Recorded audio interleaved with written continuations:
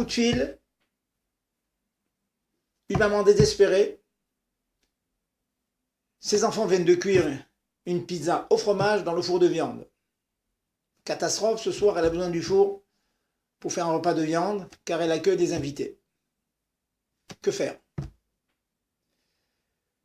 Première question, madame, vous ne me demandez pas quel est le digne de la pizza.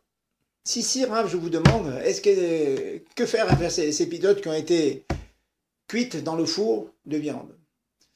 Question simple, est-ce que le four a été utilisé, le four de viande, a-t-il été utilisé pour faire chauffer de la viande dans les dernières 24 heures? Réponse non. Utilisé vendredi, nous sommes aujourd'hui lundi. 48 heures sont passées. Dans cette mesure, la pizza reste parfaitement cachère, vous la sortez du four et vous la consommez. Première question. Deuxième question, que faire avec le four? Nous avons dit, si vous vous en souvenez, dans les halachot de Pessah, pour cachériser un four pour Pessah, il fallait ou pyrolyser ou porter à température maximum le four pour cachériser les parois. Par contre, les grilles, les plaques qui ont été en contact direct avec le chametz doivent être passées au chalumeau, ou changées bien sûr.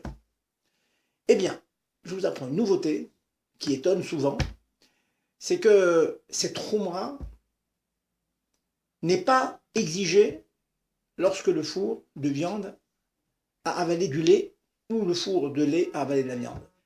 C'est ce que nos sages appellent hétérabala. Ce qui a été avalé, c'est quelque chose qui était éminemment permis avant de pénétrer le four. Le lait était permis, la viande était permise. Ce n'est pas comme de la viande non cachère ou du chazir ou un produit non cachère qui est rentré. Ce sont des produits qui sont rentrés cachères et l'interdiction s'est créée dans leur rencontre. Dans cette mesure, nous disent nos sages, malgré le fait que le goût de fromage qui était dans la pizza est rentré directement sans eau sur la plaque, il suffit de faire ou agala, ébouillanter, mettre dans une marmite ou l'obou, ou faire libunkal. Libunkal, ça veut dire porter le four à température maximum, cela cachériser et les parois et les plaques, et à plus forte raison, si vous pyrolisez votre four, après bien sûr un nettoyage yesodique profond, four propre, pyrolyse, le four viande dans lequel on a fait cuire de la pizza redevient cachère.